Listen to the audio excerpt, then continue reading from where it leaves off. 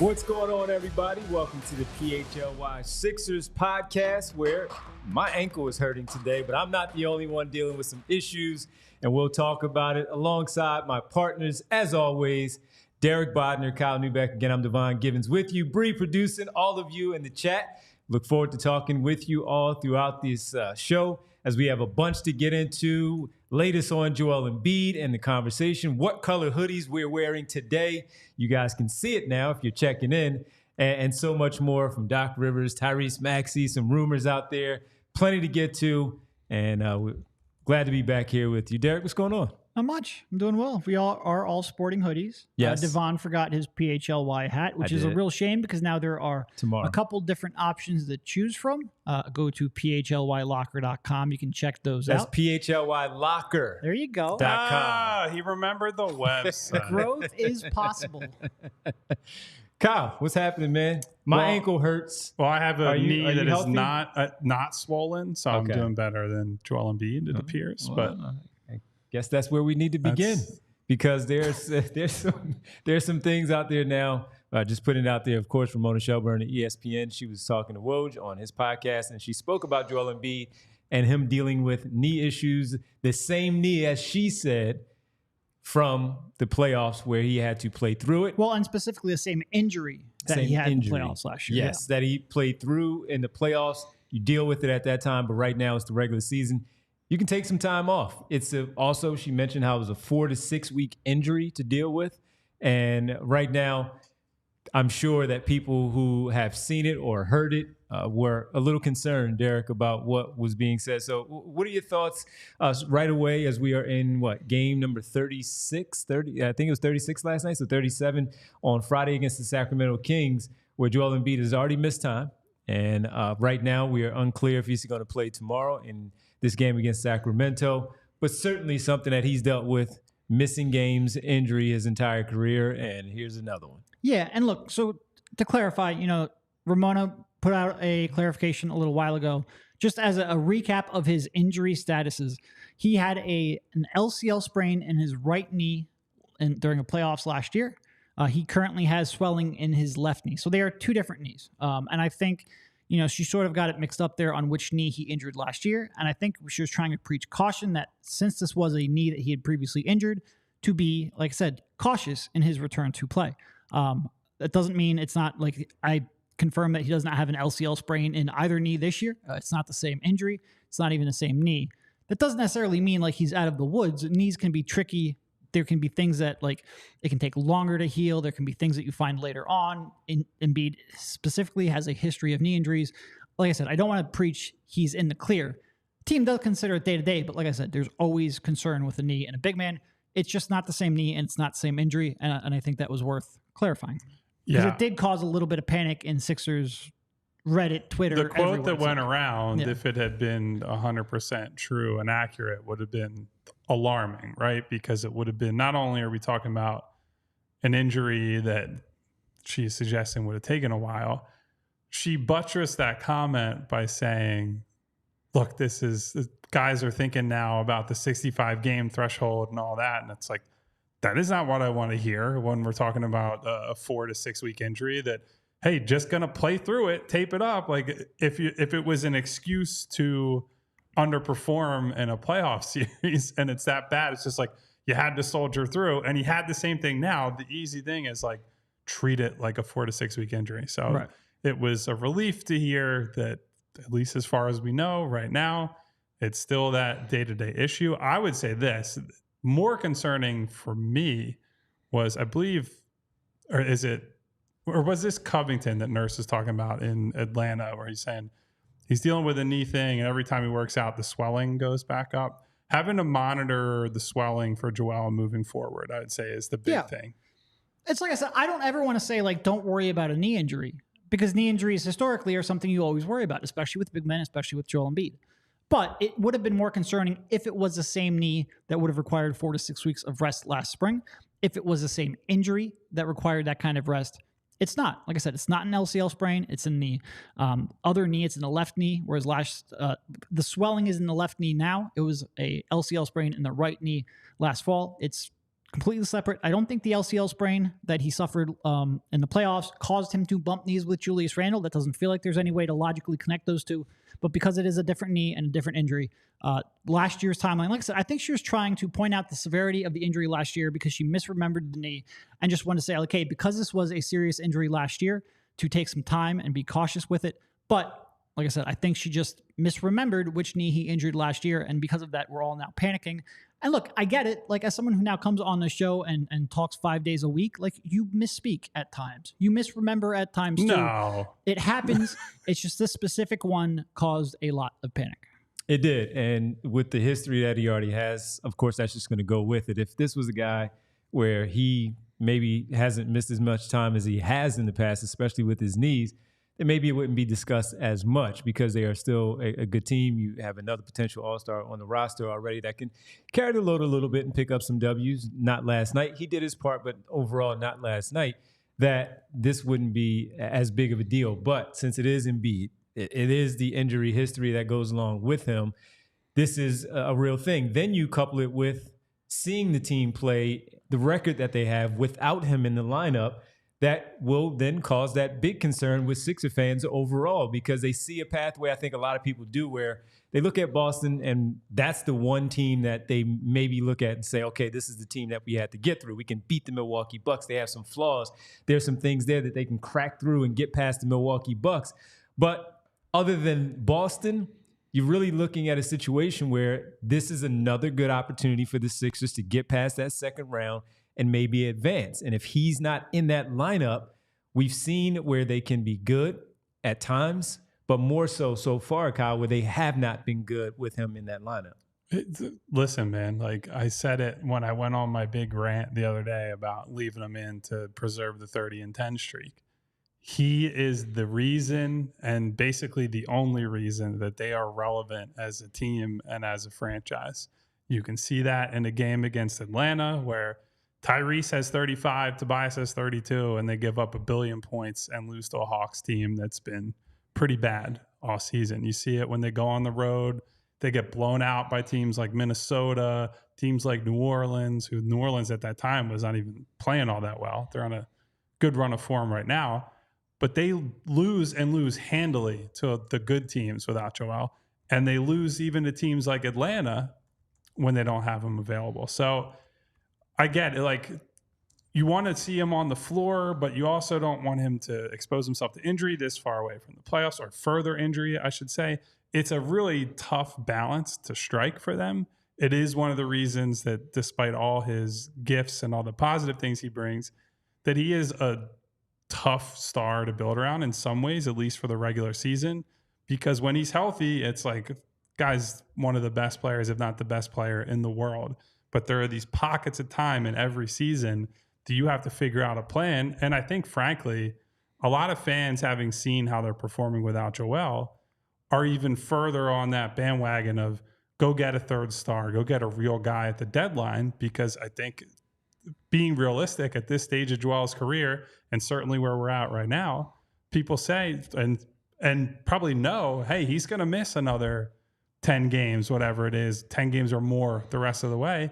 And if we care about seeding and playoff positioning and where they're going to be as we head into April, they're going to need a little bit more help because they're simply not good enough right now without him. And one thing that I remember when I first got back with these guys was, Derek, you saying one of the first things was very simple. I just want to see a Sixers run during the postseason where the guy's healthy. Just one. And now this props up. Now, it does crop up now where we are still, again, 40-plus games away from them in the postseason and getting to April where that chance may still exist. But for right now, something like this comes out. We see him not playing in these games. The guys go to practice and they're seeing him out there or not out there and hearing the coach speak about it. And he's not at the games. He's not traveling to Atlanta. There's still no certainty if he's going to even play against Sacramento on Friday. You just don't know. And that's where, again, some of the possibility of freaking out comes in. And you start to get the discussions from the fan base and going back and forth overall. And then you have a game like last night where Paul Reed and Mo Bamba are your backup fives, and that gives you concern there because when Andre Drummond was here and he missed games, people were okay with it just because you felt like it's only until Embiid gets back. And can you still win games? Well, he goes out and he's getting you 15 and 20 in these games. He's getting you 20 boards and a couple of block shots. He's playing very well as a backup center role, but someone that you can trust for a good portion of the time while Embiid is out. That's not the same with Paul Reed and Mo Bamba, unfortunately, with the way that they have been playing and the way that we saw them play against the Atlanta Hawks last night. So that just adds to it when those guys behind him don't perform well enough, leveling up when he's not in the game, and therefore you have what is it now? 2-6, 2-7 at this point, 2-7 at this point. Lost 3 straight. Where that's the concern in the 3 straight that Derek's talking about. And now when Kyle mentions the seeding, you're still in 3rd place, but New York is playing well. They're catching up. You're not taking advantage of when Milwaukee is losing. Boston continues to just play well at the top of the Eastern Conference where you're not catching them, and you find yourself still 4.5, 5.5 games back of the top seed when it's right there within arm's reach, and there's no telling of when he's going to come back. So that, again, is where a lot of the concern comes in. Yeah, and I think to your point about the backup centers, 2 things related to that. One, and we mentioned this on the post-game show after the Atlanta game, I sense like a growing distrust from Nick Nurse and the options they have. I know he was gung-ho on Paul Reed coming in, thought he's going to be able to use him in more looks, use him perhaps more as a power forward.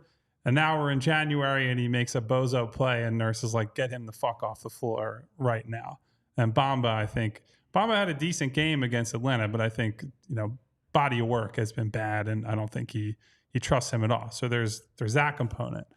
Then I think if there's anybody as tuned in to what the backup center situation is, it's Joel Embiid, right? Like, he's aware of how much of a problem that spot has been for a lot of his career. He knows what the on-off splits are. He knows what the win-loss records are. He saw last season, frankly, they were pretty damn good without him on the floor. A lot of that was just due to having James Harden and Tyrese Maxey to shoulder the load when he was out. But I think he sees this now. He sees how they're performing in his absence. And my concern would be if he is really hurt at some point, or if it's like borderline where it's like, yeah, maybe you should sit out a few more games and that'll get your knee completely right, or whatever amount of time it would take. My concern would be Joel is going to say, no, I need to be out there. I need to play as many games as possible for that reason, for the All-NBA MVP purposes. That's where I think they could get into real trouble. I don't care, frankly, that much. Like, it'll be bad for us in terms of the product. It'll be bad for their record, all that. But him sitting out when he's hurt, I endorse it 100% every single time. Get the guy healthy. Deliver him to April, May, and maybe one day June with a clean sheet of health, and that's all any of us can ask for. So I hope that I would say the team, but I hope that Joel has the right things in mind as he looks at this, because the athlete always wants to play. The athlete always wants to be out there for the team, and I just want him to dial it back maybe just a little bit if that's the difference between him getting healthy and him having to play compromised. No, I agree. And as she mentioned in that conversation, Ramona Shelburne, I'm talking about, she mentioned that he does want to play. And of course he does. Of course he does. But they're going to tell him, no, you don't need to be going out there right now. You're going to maybe hurt us more than help us by being out there. And we've seen them win in the past. It just hasn't happened this year on the floor with the current personnel that they have to get those W's. And as we mentioned, Drummond, you have the bull RJ saying trading Drummond was the dumbest mistake. Morey trading him was crazy. He's still mad about it. I just want to say 2 things. First of all, he was included in the James Harden trade. Yeah. That trade was kind of consequential, not only because you got James Harden, which eventually became a couple of draft picks, but also because you got off of Ben Simmons' contract. And the reports were that the Nets actually wanted Drummond and included in that deal. The other thing is Drummond hasn't really been able to stay on the floor in the playoffs. I think we're overlooking the fact that this guy cannot play in the playoffs because he doesn't move outside of 5 feet from the basket. Look, good regular season player, minutes eater, rebound eater, but he's not a solution. And Ash mentioned the same thing in the chat about the playoffs. And my only response to that was going to be, well, but we were only talking about the regular season. We weren't talking about the playoffs when Embiid is missing that time. Sure, but like I was focused on, Go ahead. I was focused on the regular season because that's where we are right now. And we're seeing the struggles. The difference, of course, with him on the floor. They don't have in an the regular innings season. eater right They don't now. have that right now. Playoffs is a whole different story. We know that. But go ahead. To your point. I was just saying, like, my biggest concern is still, like, I trust Paul Reed less in the playoffs now than I did at this time last year, and they need to either get him right or get a solution. And I've always gone back that I don't think they're going to spend real resources on a backup center. I don't think that is the way Daryl Morey is wired, is to spend limited resources on an 8 to 10 minute per game player. Now, if someone like Larry Markkinen or Kelly Olynyk or someone who we think can play alongside Joel Embiid as well, then yes, maybe they will spend more resources because that player can play more often. But still, like, yes, it is a concern now. And really the biggest concern, I think, is that you're probably going to have one series where Joel Embiid's going to miss a game or two. History just says that is the case. You would like to at least split those games. Right now, I have less confidence than I did a little while ago, but I just don't want to overreact to that. And I think some of that, like we're talking about the backup centers, some of that is they need better wing or perimeter talent. Like they have to upgrade the other guys so that when Joel does go down or is on the bench, whatever, they just have a stronger supporting cast next to whoever is playing those minutes. Because, look, they cannot end up in a spot. And this is, I know I criticized Nurse a little bit last night. I'll do it again here. They cannot end up in a spot where they're playing Marcus Morris at center in real games, real playoff situations. Like, that's completely unacceptable. And again, like, I've criticized Marcus plenty during his time here. I've been up and down on him in general. It is not Marcus Morris's fault that he can't be a center defensively. He has never been one. The only time he's been in any sort of lineup that had success with him playing even close to that kind of role is in LA when he's surrounded by Kawhi Leonard, Paul George, Nick Batum. Like, the whole lineup is 6'8" guys, and you're switching everything and doing that. That's not what the position he's being put in here. So however they have to solve that problem, solve it, but they cannot go into the playoffs with, hey, the backup center thing's not working, we're going to throw Marcus in there. Like, that absolutely cannot happen. And if you're a big Marcus Morris fan, like Kyle and Derek are, maybe you need a card. And I know just the place for you, and that's to go to Wheelhouse Cards. Wheelhouse is our go-to sports card gift and apparel shop in the Delaware Valley. Their motto is cards and community, just like we're trying to build here with our team here on the PHLY Sixers podcast, our community. Wheelhouse has that as well because love of sports unites us all. They carry all of your favorite cards, brands like Topps, Chrome Baseball, and Mosaic Football, as well as also t-shirts, hats, and hoodies from brands like Mitchell & Ness, 47 brand, Junk Food, and Starter as well. Don't forget about Scheib Vintage Sports. Looking to grade your sports collection or even upgrade your sports collection, Wheelhouse offers PSA grading submissions. They also host tons of different family-friendly events and birthday parties every month. So go ahead, look out for Wheelhouse Cards. Stop in either of the stores in Wayne or Westchester. They're open 7 days a week at 11 a.m. Use PHLY and get $10 off any purchase of $25 or more in store. Also, be sure to give them a follow on Instagram at Wheelhouse Cards. And guys, it's your favorite part of every single show we do. Kyle says the word bagels. Bagels and Co. offers huge Brooklyn-style bagels made here in Philadelphia. I eat bagels several days a week, and Bagels and Co. offers an average of around 15 to 20 types of bagels. They rotate seasonally. Just had a Christmas-themed bagel. I can't believe I didn't get to try one of those. I think probably one of you guys had one when we were at Reading Terminal Market, if I had to guess, but be chasing that dragon for a long time. But guys, if you're a cream cheese guy like I am, they offer 30 different flavors of cream cheese. They rotate all throughout the year. And it's worth mentioning, Bagels & Co. do themed cream cheeses for all the local sports teams. That includes the Sixers. That includes the Eagles, who season might end Monday. We don't know. Best of luck to the Birds. But guys, sticking with Bagels & Co., they have kept their prices down to stay affordable as inflation goes up because they want you to be an everyday customer, not just someone who comes in for a weekend splurge. They offer premium coffee in addition to those wonderful, gigantic Brooklyn-style bagels. And that coffee comes at a superior price to most national brands and chains. So for the best Brooklyn-style bagels made right here in Philly, head to www.thebagelsandco.com/store-locator to find the closest Bagels & Co. near you. I haven't really eaten yet. Like eaten. I've Like had just at all today? like food. I've had donuts and stuff, junk. You're a but big donut guy. I'm discovering. Yeah, I like donuts. Wouldn't guess that looking at you. You know, you still stay nice and trim. Yeah, but I've seen Devon walk in with like a little Ziploc bag of donuts. I mean, that sold me. I am now going on a donut diet. Also, Illicit Traps asked when we get the Kyle themed cream cheese. So I'll have to put in a call to Bagels and Co. What would that actually look like? So it's got to be something with like a little bit of spice. I tend to love like the jalapeno themed or adjacent cream cheeses. I like a horseradish cream cheese. I can't remember the name of the place. It's not Bagels and Co, so I won't name them. Went to a place that had like a cheddar horseradish cream cheese. Put that on an everything bagel. Can't beat it. And do you go plain bagel when you have that type of cream cheese, or you go? Okay. I'm basically everything unless they don't have it. See, I'm too plain with everything, or like an yeah. Asiago cheese type thing if they have that.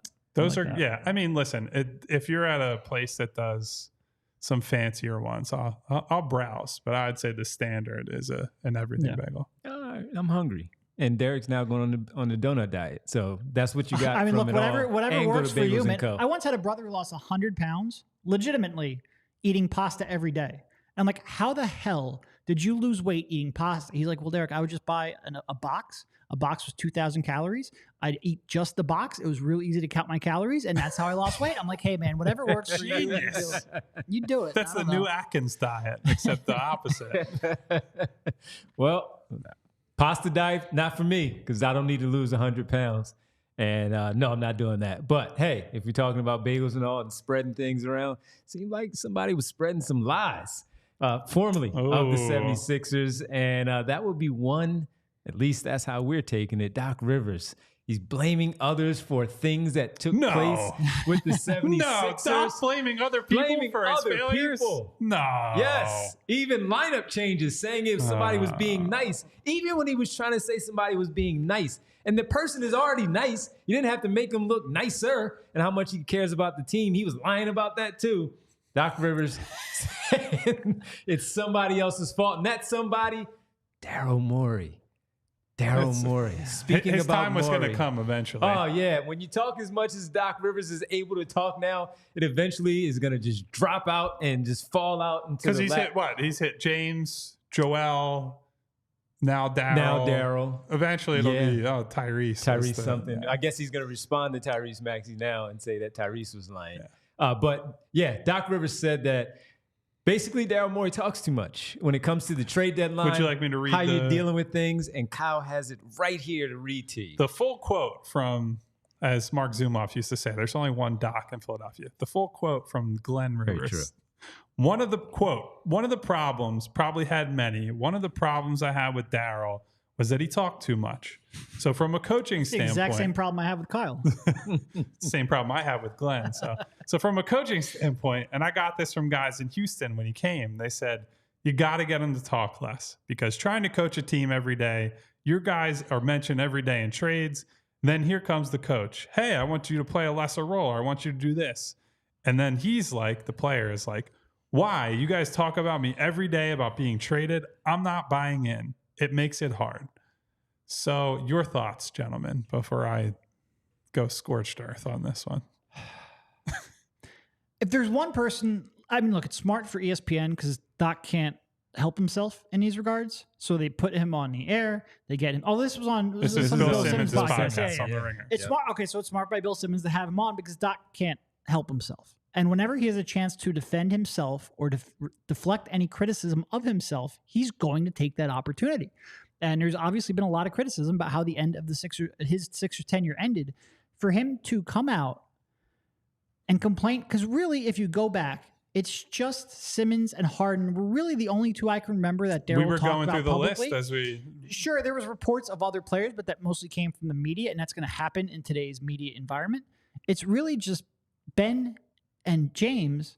And both of those, James reportedly didn't want to play for Doc Rivers. Now, there's obviously other problems there, including Daryl's own making. And part of Ben's problem was that common stock made right after the season ended. And again, there's more to it than that, obviously, with Ben. And I think both those probably would have asked out even without Doc Rivers being there. But for him to come out and complain about those two players being in trade talks, how was Daryl supposed to avoid that? Like when James demands a trade and Ben demands a trade and refuses to show up, that's why we're talking about it. It's not like there was any way to really avoid acknowledging that or talking about it. It was two very public trade requests. Very public. As public as it gets. As public as it gets. And for me, I first of all, sometimes you do want to hear from the general manager. You don't always want to hear from the head coach. You want to get a different voice, get a different take, especially when it starts to get close to the trading deadline. You really want to know what's going on. And a couple of things, whenever they decide to sit down and have the discussions, whether they go on television, radio, podcast, welcome, Daryl, come on in. And whatever it is that you want to hear from the guy who's making those moves also. You want to hear from them. And the one thing that not only media, but also the fan base is they don't say anything. They just go on there and it's a PC, nothing kind of conversation where you don't get anything. And the one thing that I did appreciate and still do about Daryl Morey is he at least gives you something to go off of. Whether he's saying it a certain way where he's not giving you too much, but he makes you think about what he's saying.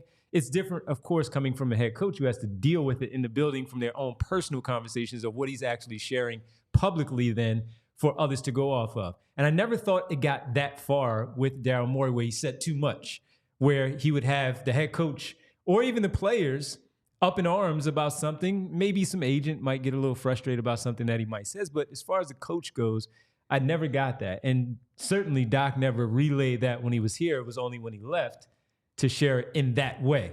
So that's how I read it. And I never really had a problem of what Morey said publicly. And then as Doc says there, you read those quotes.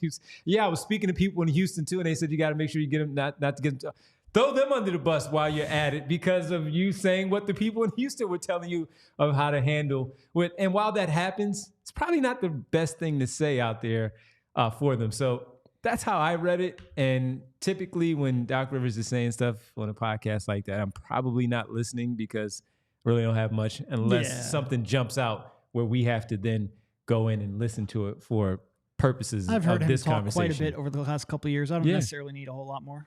So absolutely. I pulled up the Eric Andre meme of him shooting Hannibal Buress and that everyone knows where it's like, why would you do this? And it's like, you fucking did it, man. You had the gun in your hand. And like, that's to Derek's point. The Ben situation is maybe the ultimate example of Doc Rivers digging his own grave and then trying to figure out a scapegoat or somebody else to blame it on, right? Because we spent, I'd say a good 2/3 to 3/4 of that season asking Doc what I thought were fair questions about Ben and his playoff viability and the free throws. Remember when Kevin Kincaid talked about bringing him out during the end of games, and he's like, "How would you dare bring Ben Simmons out? No NBA coach would do that. You guys not know anything about basketball?" Then like 2 games later, he was taking Ben Simmons out. He spent the whole season gaslighting the public into saying, "Well, Ben doesn't need to do this. Ben is good enough as is. I don't care if Ben does this. I don't care if Ben does that."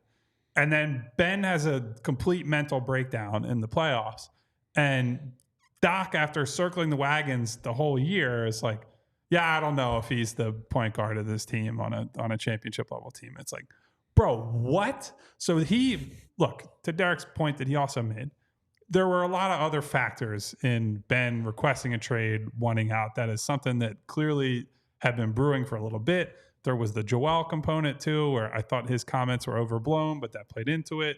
There's the stuff that I still make fun of him for to this day. He wished he was on a worse team at the start of his career with less pressure. Insane. Blah, blah, blah.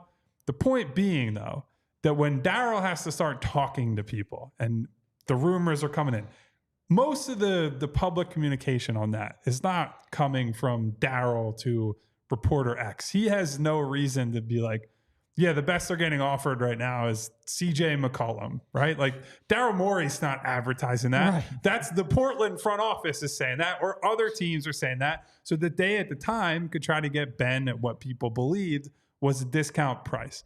Does Daryl talk to media people? Of course he does. But that was the most glaring example of Doc created a problem. The front office, that's Daryl, that's Elton Brand, that's Ned Cohen, that's all kinds of people in that front office. They had to try to rectify it, and they rectified it in a way that I thought was pretty damn good at the end of the day because, as Derek said, they got rid of Ben's contract before that became an absolutely nuclear asset that you do not want on your cap sheet. And then the James Harden stuff, like, yeah, all that stuff, that comes after Doc. That's another example of like James is the one who requested the trade. James asked out. James is the one calling Daryl a liar at a press conference. So like, I don't know I don't really understand the point here. Like how many guys, Derek brought up James and Ben. I think you could maybe say two more guys were even kind of involved in trade stuff. That's Matisse, but it was never like, oh, they're trying to trade Matisse to anywhere. By the end of his contract, yes, but that was when it became clear this is not going to work next to Joel Embiid. Needed a new team, new fit, all that. It was also after Thibault missed playoff games because of the choices he made away from the floor, we'll say. So that added another wrinkle into the whole thing. And then Maxey was allegedly on the table for Kyle Lowry in 2021. We'll talk about your all-time. We say it all the time. Some of the best moves you make as a general manager are the moves that you don't make and the trades that you don't commit to. So Maxey was involved in some of these discussions. And over the years, most of it has been, hey, we're not trading Tyrese for Dame. We're not trading Tyrese for this guy, and on and on and on. You had no trouble getting him to buy in. So like, I don't even know who he could be referring to that it's so hard to get guys to buy into roles. Last season, they made their offseason moves.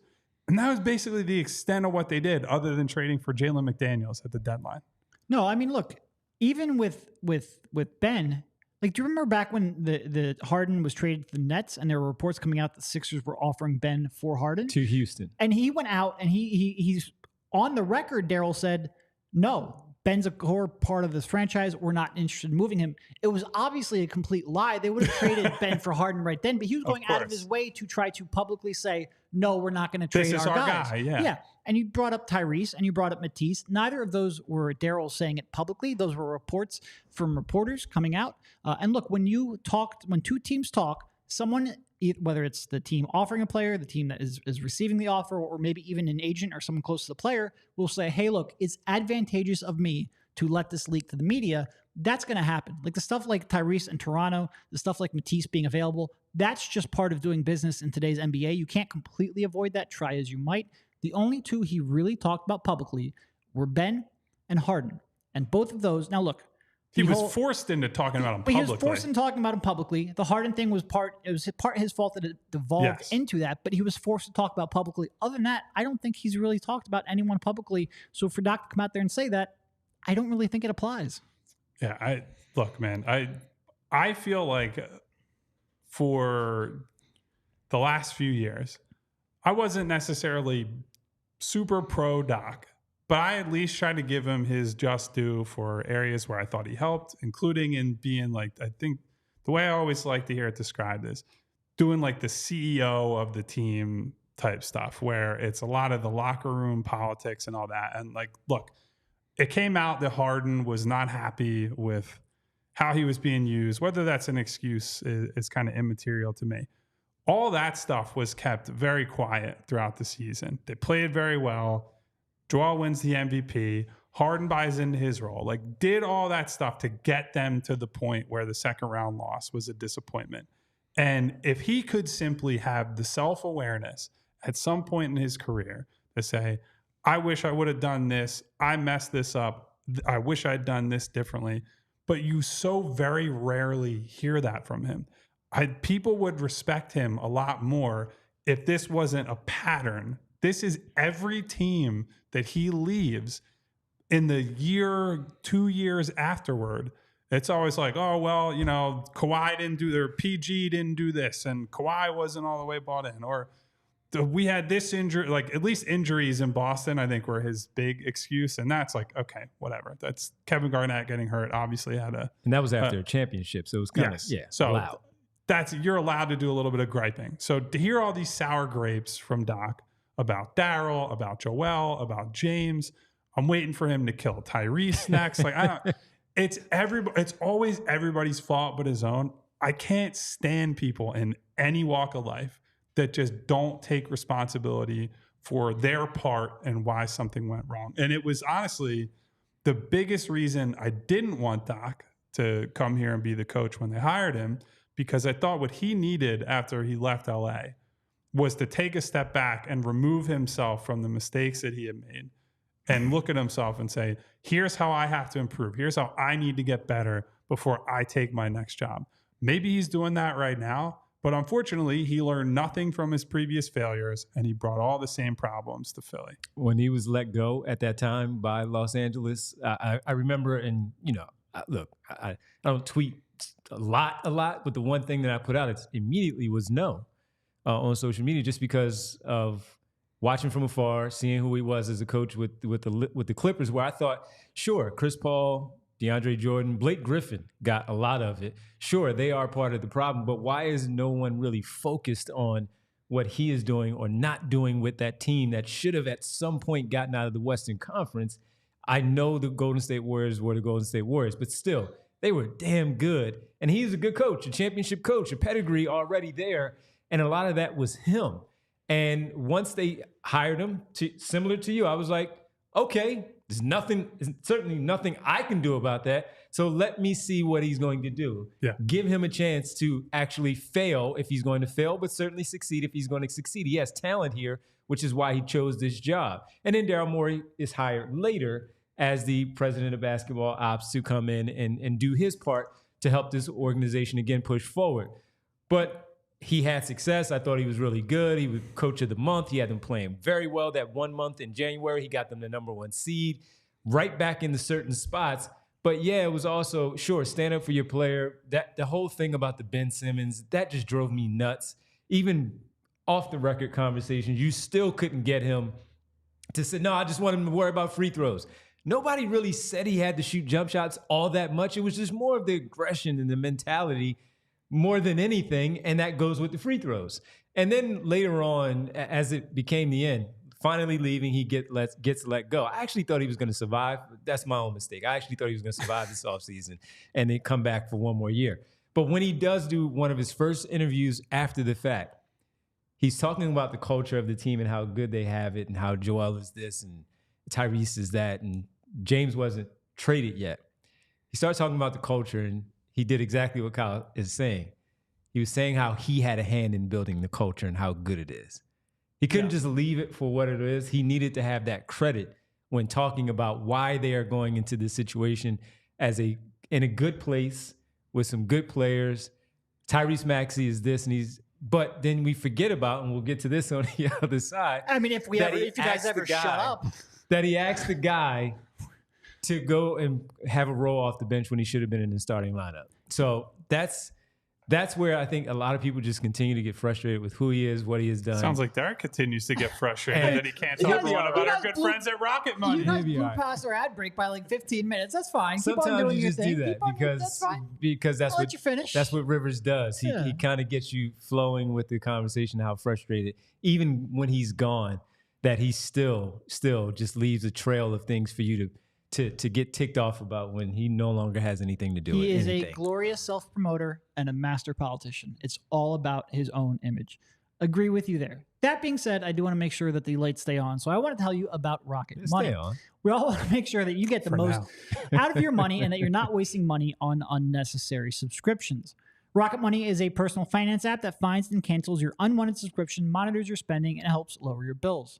You can see all of your subscriptions in one place, and if you see something you don't want, you can cancel it with a tap, and you never have to get on the phone with customer service. When was the last time you guys got on the phone with customer service? I avoid that like the plague. Buddy. I'm not going to name the cable company that has a monopoly in the Philadelphia area. Are they Comcastic? I've had some customer service calls. Let's put it that way. Did you win?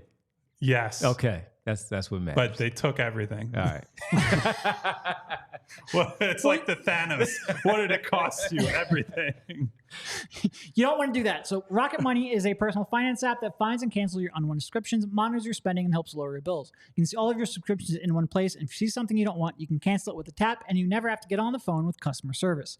They'll even try to get you a refund for the last couple of months of wasted money and negotiate to lower your bills for you by up to 20%. All you have to do is take a picture of your bill, and Rocket Money takes care of the rest. Rocket Money has over 5 million users and has helped save its members an average of $720 a year with over 500 million in canceled subscriptions. Stop wasting money on things you don't use. Cancel your unwanted subscriptions by going to rocketmoney.com/PHLY. That's rocketmoney.com/PHLY. rocketmoney.com/PHLY. Before we hit too hard on the Maxey piece, I want to bring up one more thing. For Doc saying somebody else talks too much and how harmful it is to getting guys to buy in. Do you think it helps buy in when a young player like Paul Reed goes out, has a very good game, gets asked a question about Paul Reed in the backup center spot after the game, and you say, we're not going to have a Paul Reed victory tour, and you try to dress down people like Derek and other media members for just simply asking, what does Paul have to do in order to win that role? Like, to me, that's a much more egregious example of you're not going to get buy-in when guys play well and you treat them like shit in public and essentially say, it doesn't matter that he played well because I have a guy who played well 7 years ago. And that really was my whole point with the Reed versus Jordan debate, is that Jordan can't. I don't know what Paul Reed can, but we haven't watched him, and that's kind of the part of the problem.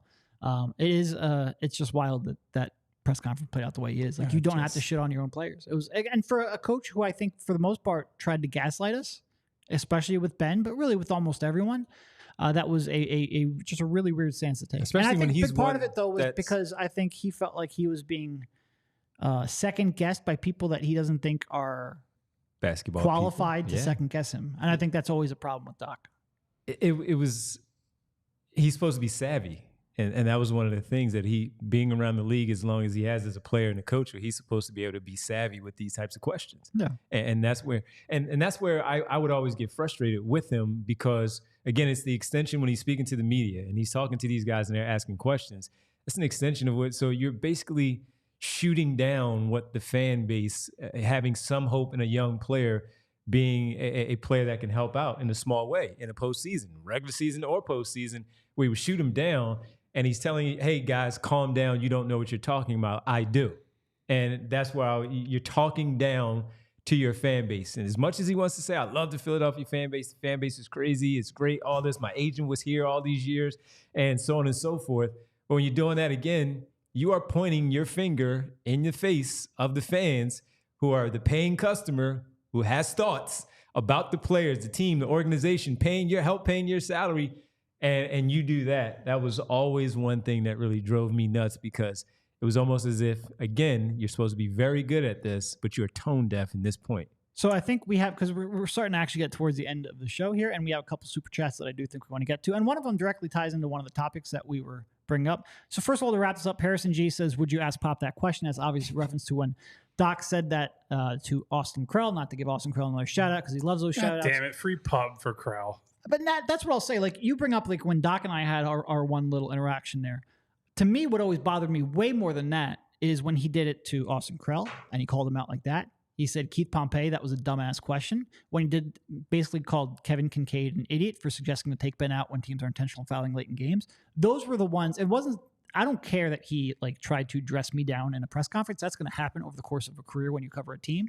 It's more the cumulative effect of he's done this to pretty much every reporter on the beat. Why are you so defensive every time somebody asks you questions or something that you deem as questioning a decision you made? Well, it's that old saying, right? Where it's like, if you wake up every day and all you see are assholes, right? You're probably the asshole. Mm-hmm. Which one, when he said that was a stupid ass question? Who was that? That was Keith. That was Keith? Okay. He said it was a dumbass question. Dumbass question, yeah. before we get I think it was just a random, like, Keith asked him something like, hey, it seems like you're playing down to the level of your competition. What can you do to prevent that?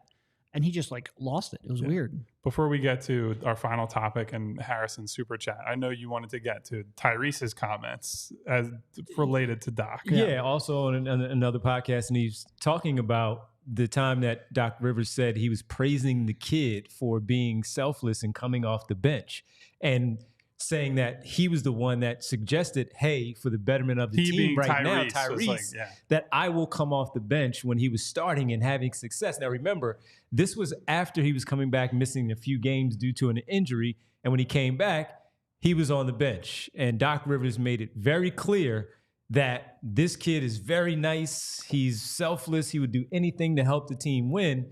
And most people, and I remember at this time too, it was a real conversation of, should Maxey be in the starting lineup? Should he be coming off the bench, or should he be in the starting lineup? I was of the belief, and I was having these debates in my former place with many people who, also work there. And I'm like, no, he needs to be starting.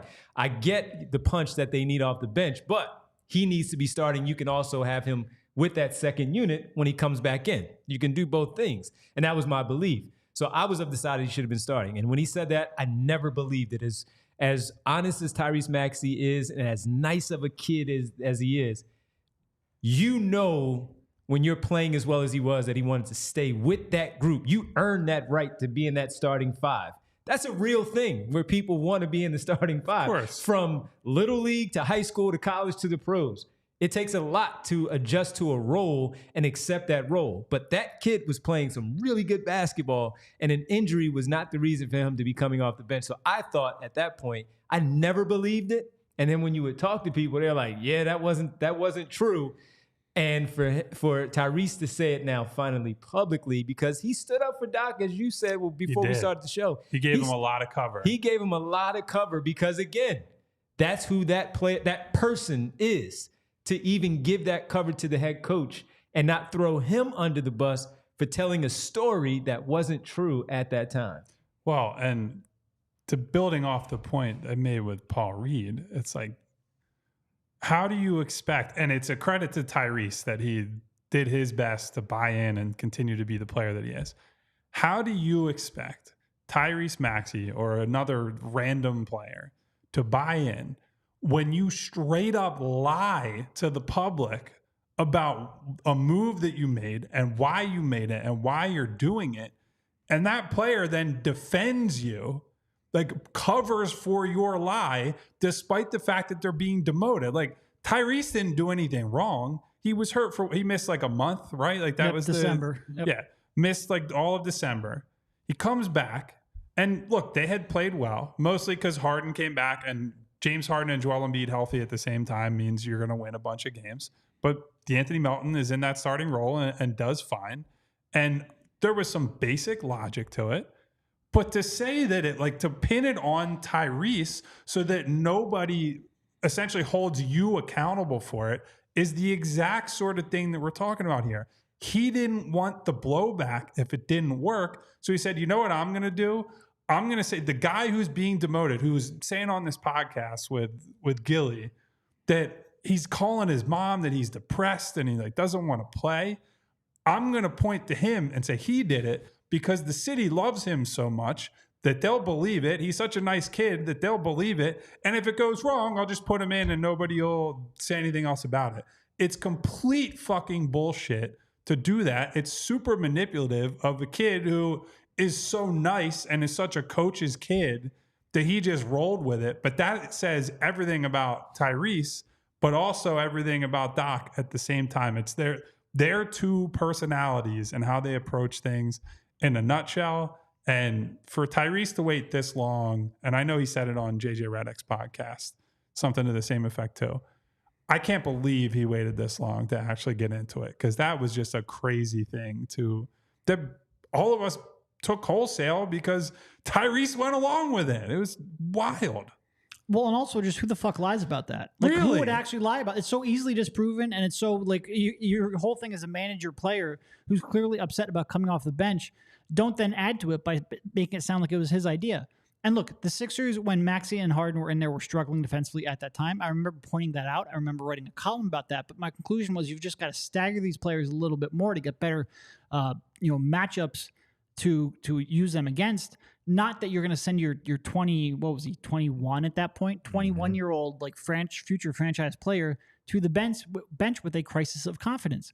And it's one thing to make that decision. I think it was a wrong decision, but like there were, like I said, there were real legitimate defensive concerns. Yeah. But to compound that with the wrong decision and also just flat out lie about whose decision it was, like that's like the picture perfect way to how to alienate one of the few people on the team you truly cannot alienate. It was, and obviously that's going to impact Maxey, especially when there are like previous instances of Maxey being on the trade block, which again is something that Maxey talked about on the JJ Redick podcast from a couple months ago. It's just player mismanagement 101. But he thinks other people talk too much. So yeah. Yeah. Well, anyway, that's probably enough. But I was going to say this, the buy-in part too, when you speak about a young player or even a veteran player. I mean, just not to get Derek going on the Isaiah Joe piece, he was traded for, for a different let go for a different reason in terms of the salary stuff. But when he had that good training camp, right, and he's in preseason and he's lighting it up, and you're like, the ball, he might need to be in the rotation, and he's pushing some of these other players, and then you get in there, you make a mistake, and then you're pulled, and you never see the light of day again. So how's the player supposed to feel? Miles pointed out in the comments too. He also lied about Harden changing the way he played after the All-Star game. If you look at his numbers, they're functionally identical. Yeah, so. No, he was, and that argument there, he was saying that Harden was playing a more team-oriented game before the All-Star break. Then afterwards, he came out and started gunning for his numbers. And I went back and looked at the usage and all that stuff. It was pretty much, to your point, identical. To blame Harden's change of attitude. And look, I think Harden wanted to play a different way. I think he wanted the ball more. But I think for the most part, and this is why I'm really curious to see how things go in with the Clippers, because I think Harden, while it's going on, will bend more than I think maybe he's given credit for, and bend his style of play more than he's given credit for, but afterwards might not entirely enjoy it, especially if it ends up not working out. But I think last year, he, for the most part, played consistently team ball throughout while, grinding his teeth and complaining about it afterwards. But still, during the season, I don't think that was their downfall. Anyway, want to move on to trade nonsense? You want to get to the other super chat? Yeah, we'll build off. I think that's it's a Dejounte related super chat. So we'll. And Harrison, I feel a little guilty that he gave us $5 for a topic we were already going to talk about. So hey, if you come out to an event, I will buy you a drink to help. Hey, look at that. So Harrison asks, curious what your thoughts are on the 5 teams that are considered suitors for Dejounte. Sixers look like they have I guess I'm assuming you mean good chance of getting not a food chance. Not a food chance. We're not going to send him one bagel to be named later. So, old friend of ours, Jake Fisher, now at Yahoo, had a report. He's not that old. I'm saying I've known him for quite a bit at this point. So, Jake Fisher reported on the trade rumor mill today. I'd say there's one or two main things that we have reported on this show 100 times, which is that they're not in on LaVine and they're not trading for Siakam. That we already kind of know. And then Jake laid out the potential suitors, or the expected potential suitors for Dejounte Murray. They are the Lakers, Knicks, Sixers, Heat, and Pistons. A couple of those are, I would say, between the Lakers, Heat, and Sixers, it's a trio of teams that they're just in every single trade rumor. Yeah. I do think for the Heat, it makes sense. I think they could really use a point guard like that.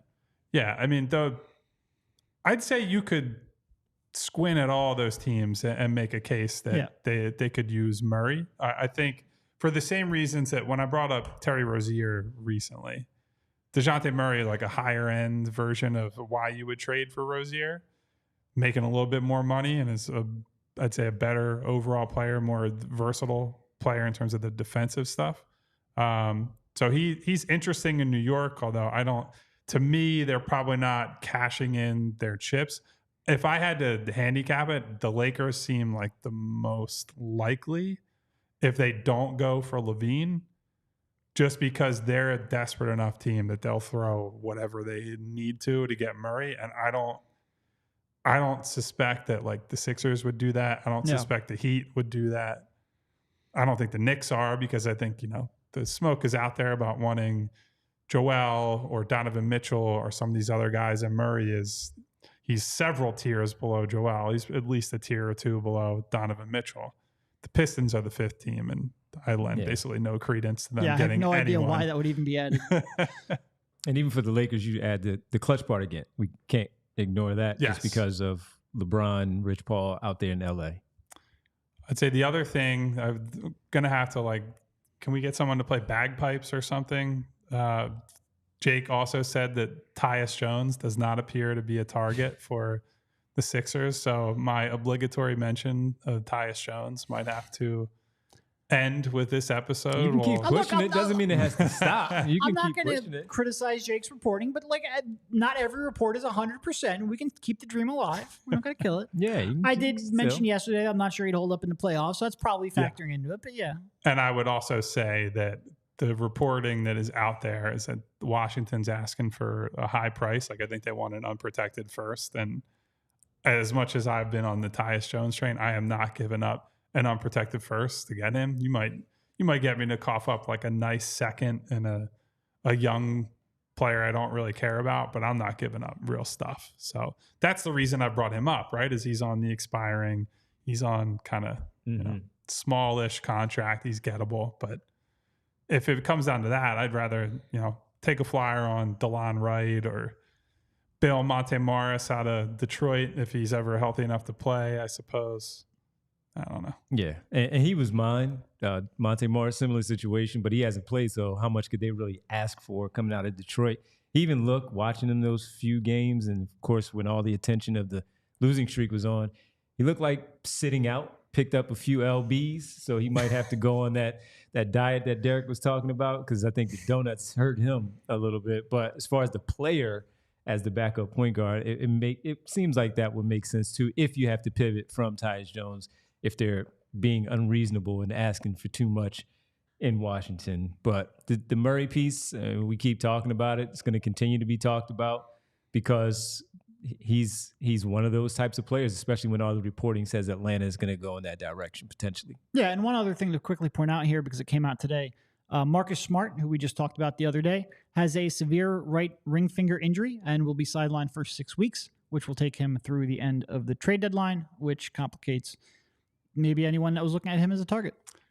Yeah, so here's the only pushback I would have on that is that I think any Sixers move, from what I can tell, is going to come in the final days leading into the deadline. I don't think all the reporting and everything that we've all heard has been they're waiting this out. They don't feel rushed to make a move right now. So if you say, okay, that's 6 weeks, that puts you at that puts you at late February. Yeah, late February. So a month of that is getting eaten up between now and the deadline. You might have to go through. If he's made available, I don't think that's going to stop them, is all I'm saying. I'm not saying that, you just worry about it because you don't know how well he will come back and what it'll look like. That's the only No, that's completely fair. Yeah, and even also the time between the All-Star break, if you feel like it works, that time off from the All-Star break, there are no games being lost because they're not playing for about a week and maybe a week and a half. So no games lost there where they're taking a big hit, and who knows what they're looking like going into the All-Star break. But you certainly look at Marcus Smart and say, all right, maybe he's still worthy of taking a gamble and jumping in that way of going in after that player. Yeah, and I don't know if maybe this makes Memphis a little more likely to make wholesale changes. I don't know if maybe this makes them think hey, his trade value is now so depressed and we have no chance of recouping what we spent on him, that they might be more likely to keep him and sell him at a higher point. We'll see how it shakes out, but it was just something I wanted to bring up. And I would say too, I actually looked into that trade closer after we discussed it the other day. The value was not quite as bad as I thought it was. So they traded a first, but they traded, I think it was pick 25, and they got 35 back. Right. So they essentially just moved. They traded a first, which is this upcoming Warriors pick, which granted could end up being super valuable depending on how that goes. But they traded a first and moved back 10 slots in the draft for Marcus Smart, which that feels like, one, a fair price. Two, if they do decide to move him, I think that's a price that the Sixers can probably meet without having to like completely empty the cupboard to get him. So if he's made available, I continue to think that's an interesting guy they got to keep looking at. Yeah, I like Marcus. Kane says, I've seen that the Sixers are trying to bring back PJ Tucker. Any interest in that? Oh, hell no. Well, first of all, so to be able to acquire him, wouldn't he have to get – he'd have to get traded elsewhere and then bought out, right? Like the Clippers can't buy him out and then the Sixers sign him. He has to go to another team, then leave that team before they can acquire him. So I don't see that happening, frankly, nor do I want to see it happen. Not with another year left on his deal. No. Yeah. Well, that pretty much do it for us. Got the Sixers and the Kings tomorrow. We'll see about Joel Embiid's availability. Before we go, I want to tell you about PHLY Locker, of course.com. Check out our new merchandise. Got the hats, the hoodies that are available. Hoodie season, you can see there on the screen if you're just listening, but watching on the screen, you can see the hoodies. Our PHLY Sixers podcast hoodie with the logo on the left side. We got to get us some of those, man. And the logo on the back. You can also, the PHLY Eagles podcast as well for the guys with the helmet, the old school helmet looks pretty cool in the Kelly green color, which many of you love more than the current version of the green for the uniforms. Those are available again at PHLYlocker.com. The hats. The guys have the hats on. Look at that. The trucker hat. I just grabbed the hat as if we don't have the. There we go. We had the graphic on the screen, and I'm going. I left the hat at home, and that's my mistake. I didn't, that's my bad. I didn't eat. I didn't, Also, you're malnourished. Also, be sure to come out to us at the watch party on Monday. Oh yeah, baby. We will be there, or are planning to be there because we have an early Sixers game that day, and might need a few drinks to get through that Eagles game. Oh, definitely will. 7:45 at Wicked Wolf. Make sure you're there. The watch party with the guys, Bo and Zach will be in Tampa, so I think it's Jamie and Bo at that time. But looks like we're going to be there. The whole team. We're going to support. 12th and Chestnut. 12th and Chestnut, so we'll be there. Just want to say, Devon, you got PHLYlocker.com right twice in the same show. I'm proud of you, my man. I'm proud of you. It's because the pressure that Derek puts on me, folks. Speaking of our team, I got to talk about our team in the comments, as always. Thank you very much to Martian Lynch, our guy Gavin, Will, my guy, Money Mar, Dave, Kane, Illicit Traps here once again, Cousin Grace, Miles Johnson, Haidar all the way from Iceland, the Bull RJ, who was getting a lot of flack in the comments for no reason. What's up, RJ? Ash Monroe, our guy, Al, the 2-minute warning, Money Mar, Joe Sox. Who else am I missing here? Peace, y'all. Bootzilla, Liam Stevens, Jay of the Jungle. A lot of familiar faces. Ryan McKnight. Almost. You too, Brian. Almost. Everyone who's here who I don't see in our comments, if you could subscribe to the channel, hit the bell icon on your way out so you get notifications each and every time we go live. And if you hit the thumbs up button, maybe, don't hold me to this, maybe I'll buy you a beer at that Eagles watch party on Monday night. I'll see you guys later, back after the Kings game Friday night. Does that count for me? You going to buy me a beer? Can I get a beer? You going to buy him a beer? No. No? All right. See you guys. Talk to you tomorrow. We all silly like the mayor.